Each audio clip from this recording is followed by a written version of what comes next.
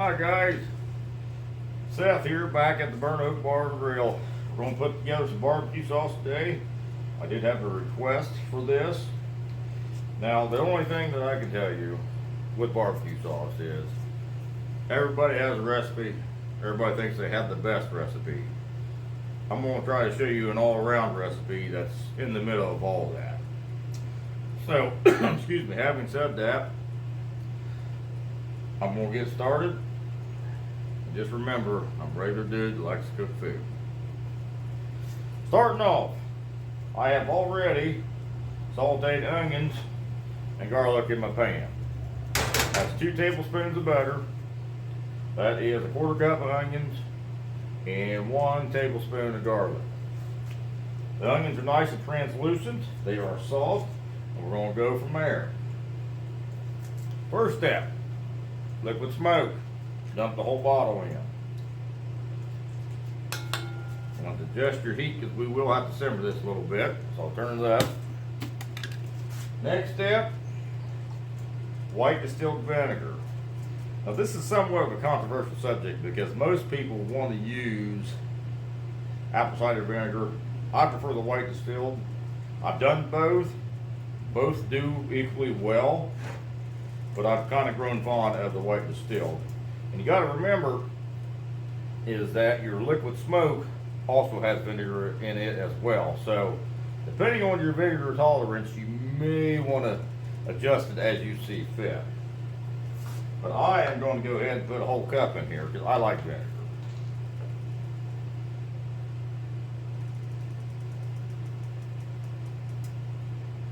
And what do you know, I had a whole cup left.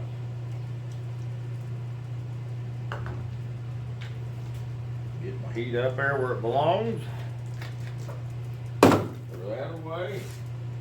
Now, your dry ingredients. I've got my kosher salt that I like to use.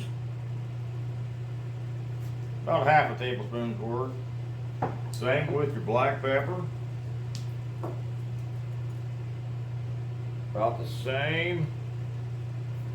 And then I'm going to do the same with crushed red pepper as well. I might throw a little extra in there on that one. Oh, wow. Had a little bit of get away from me. Give that a little bit of stir, get them in there. Now, if you wasn't using the onion and the garlic as I did to start with, you could substitute garlic powder and onion powder. Actually will give you a much smoother product. If you put it in a squeeze bottle, it's going to work out a lot better for you. But for this recipe, I like, when I eat the barbecue sauce, actually tasting the onion and tasting the garlic in the pieces. So that's why I like doing that. But if you substitute it, that's not a big deal. Give that a stir.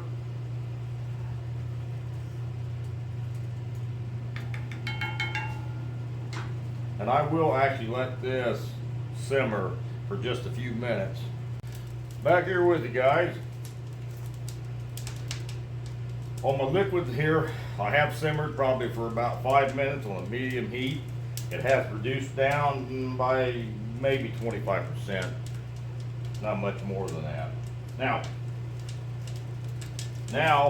I'm gonna go in 2 cups of ketchup. And I'll show you the brand of ketchup that I use here in a second.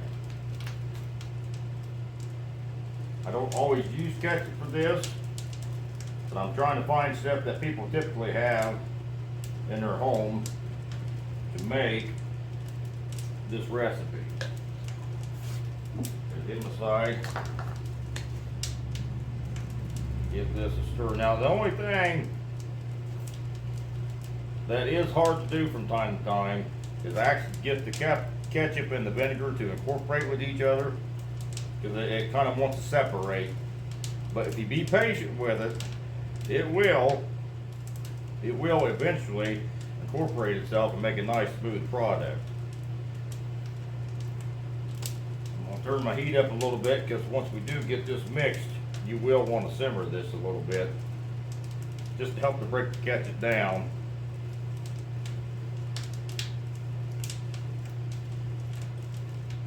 I don't know if you guys like to use vinegar, but I do. And when it cooks, I think it smells wonderfully. Some people think I'm crazy, but, well, maybe I am crazy.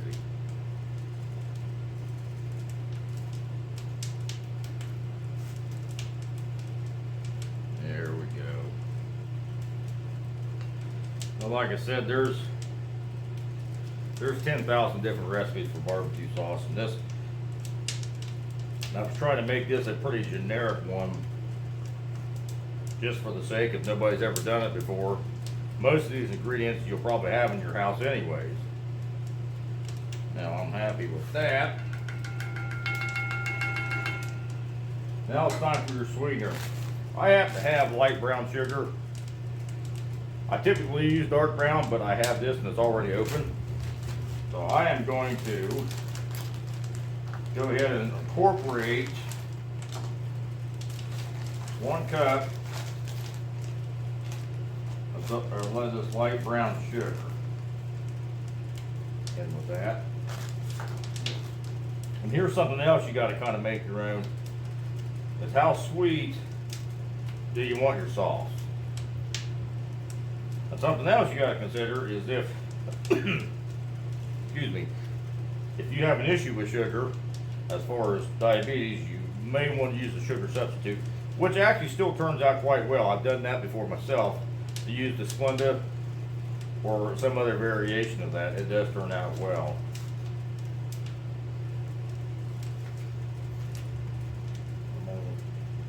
We'll try to get this to simmer a little bit. Excuse me. I've got a tickle in my throat, can't seem to get rid of it. As far as that ketchup goes, my favorite brand to use is this Hunt's. It's the 100% natural, thick and richer. The thicker part of it actually works well with the consistency of where I want it at. So that's why I use this brand. I have used cheaper brands of ketchup, and they're more watery, so you'll have to reduce it down further to get the consistency that you want. Now, I like a thicker sauce. Some people like it runnier, more like a rib sauce for more coverage. But I try to have a tendency to stick with the thicker end of it. I mean, you can incorporate, you know, peppers and all kinds of Cajun seasonings and everything into one of these, and really, and make it your own. That's the beautiful thing about making barbecue sauce. I am going to give her a little test here.